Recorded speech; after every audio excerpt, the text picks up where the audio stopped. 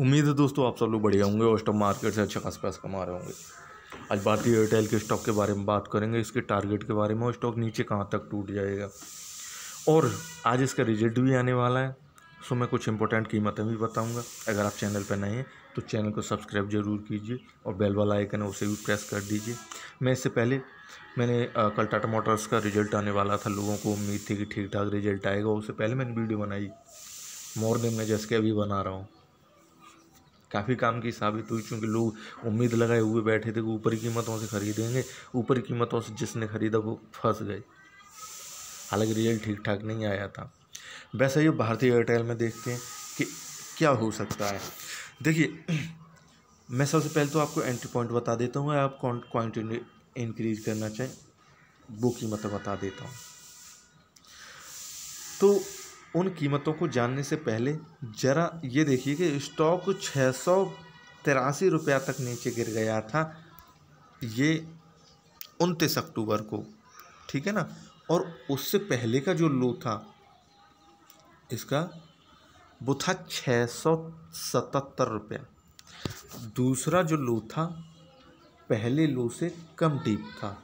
यहीं से हमें एक इंडिकेशन मिल जाता कि ठीक है, स्टॉक नीचे नहीं ऊपर ही की तरफ जाएगा। और बाज़ार में कल जिस तरह से तेज़ी थी तो भागना ही भागना था। एक और चीज़ आप ज़रा देखिए कि स्टॉक का इस पर कोई फ़र्क नहीं पड़ा कि जो तेज़ी थी उसका, ये एक दिन का प्राइस मूवमेंट है इसका कल का। देखिए, जिस कीमत से ये ओपन हुआ लगभग 622 रुपया 23 रुपया, स्टॉक का जो हाई था वही था जो उसने दोबारा हाई बनाया नीचे गिरने के बाद। और उसके बाद 12:30 बजे के बाद लगभग ये स्टॉक एक ही कीमत पे बैठा रहा। इसका मतलब ये हुआ कि स्टॉक में एंट्री लेने वाले या फिर स्टॉक को ऊपर उठाने वाले इन्वेस्टर्स ये नहीं कोई ख़ास उम्मीद नहीं रखते। लेकिन अगर इसका एक महीने के प्राइस पर, एक महीने के चार्ट पे इसका प्राइस देखेंगे तो ज़रा देखिए, ये है 1 नवंबर। स्टॉक कहाँ से कहाँ उठ गया, 689 रुपीज़ से उठ के इसने अपना हाई बनाया 722 और एक जंप ये देखिए, 20 अक्टूबर वाली, और अगली जंप है आपकी 5 अक्टूबर वाली। मीन्स के 3 जंप दिए, बाकी का स्टॉक नीचे ही गिरा। अब ऐसे में स्टॉक के पहले आप टारगेट देख लीजिए, फिर मैं आपको रिस्क बताऊंगा, क्योंकि रिस्क जानना टारगेट से बहुत ज़्यादा ज़रूरी होता है। एक भाई साहब थे, किसी स्टॉक को ख़रीद लिया उन्होंने मेरी एक वीडियो देख के। तो मैंने कहा भाई, जब तक अगर आप, मैं केवल एजुकेशन पर्पज से वीडियो बनाता हूँ, अगर आप ख़रीद भी रहे हैं तो फिर भाई आपके हाथ में है। या तो मैं केवल एक राय दे सकता हूँ जितना कि मैं जानता हूँ, फाइनल डिसीजन डिसीजन लेना तो आप ही के हाथ में होता है कि आप डिसीजन क्या लें, ठीक है ना। ये इसका मैक्सिमम प्राइस मूवमेंट है। अब यहाँ पे देखिए, स्टॉक 4 अक्टूबर से कोशिश कर रहा है धीमे धीमे ही सही ऊपर की तरफ जाने की। तो जो कल के साइज 722 रुपया, इसका मैं पहला ही टारगेट रखूँगा, क्योंकि कल का हाई तोड़ देगा स्टॉक तभी तो ऊपर जाएगा ना। और वो हाई नहीं तोड़ पाए तो कहाँ से ऊपर जा पाएगा। तो पहला टारगेट 722 रुपया। इसके बाद इसका दूसरा टारगेट होगा 742 रुपया या 43 रुपया। और तीसरा टारगेट होगा 751 रुपीज़। ये तीनों टारगेट हैं, इन टारगेट के लिए आप खेलिए। अब आते हैं रिस्क पे। रिस्क ज़रा पकड़िए आप। देखिए, सबसे पहले कि स्टॉक को मैंने जिस तरह से आपको दिखाया, 5 दिन के आधार पर भी देख लीजिए, स्टॉक नीचे से ऊपर भागा, एंट्री लेने वालों ने एंट्री ले ली।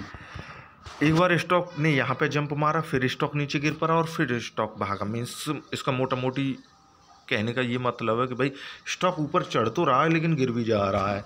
एक दिन के आधार पर मैंने आपको बता ही दिया कि देखिए, स्टॉक में जो मूव था शुरुआत में जो भी शेयर्स डंप किए गए, स्टॉक तेज़ी के साथ ऊपर तो चढ़ा, लेकिन बाद में जो डंपिंग हुई उसके बाद ये शेयर की कीमत नीचे आ गई, फिर ऊपर की तरफ चढ़ गया और 12:30 बजे के बाद फ्लैट रहा।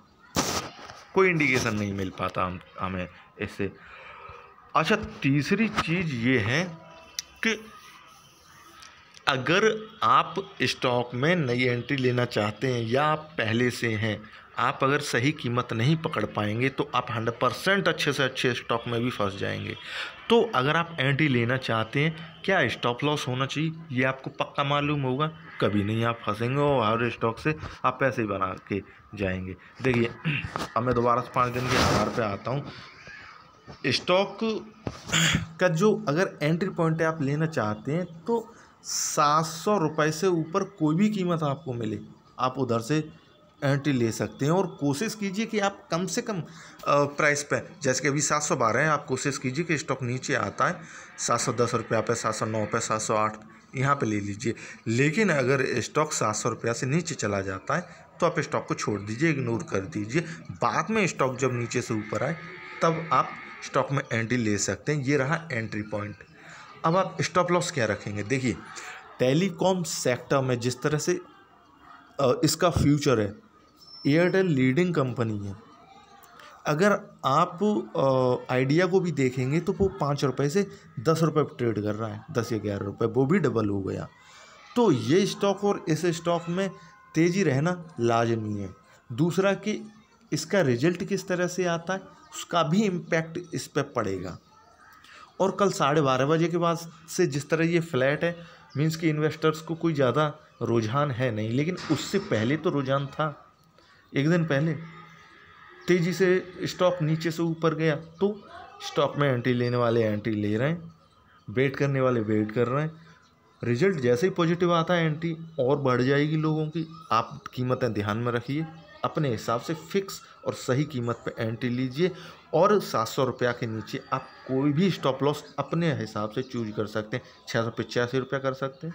685 से स्टॉक नीचे जाए आप स्टॉक से निकल जाइए फिर कभी, या फिर कि आप अगर थोड़े से डीप स्टॉप लॉस लेते हैं या फिर किसी बिल्कुल चार्ट के हिसाब से चलते हैं तो जो 677 रुपया से 2 रुपया 3 रुपया कम ही आप स्टॉक से निकलिए। अब ये कहेंगे कि आप इतना भारी लॉस कैसे हम सहन कर पाएंगे, उसके लिए मैं हमेशा बताता हूँ कि शुरुआत में एंट्री किसी भी स्टॉक में जब हम पोजीशन बनाते हैं कम ही लेते हैं।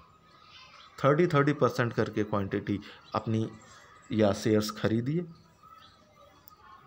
क्वांटिटी इंक्रीज कीजिए, कुछ भी कीजिए, सारा कुछ आपके हाथ में। कीमतें बताना, स्टॉक कहाँ तक जाएगा, मूव बताना मेरे हाथ में था, मैंने आपको बता दिया। अब आपके हाथ में आप स्टॉक को किस तरह से डील करते हैं। वीडियो को देखने के लिए थैंक यू। कोई भी क्वेश्चन हो क्यों आप यूट्यूब कमेंट बॉक्स में आप कमेंट कर सकते हैं। Thank you.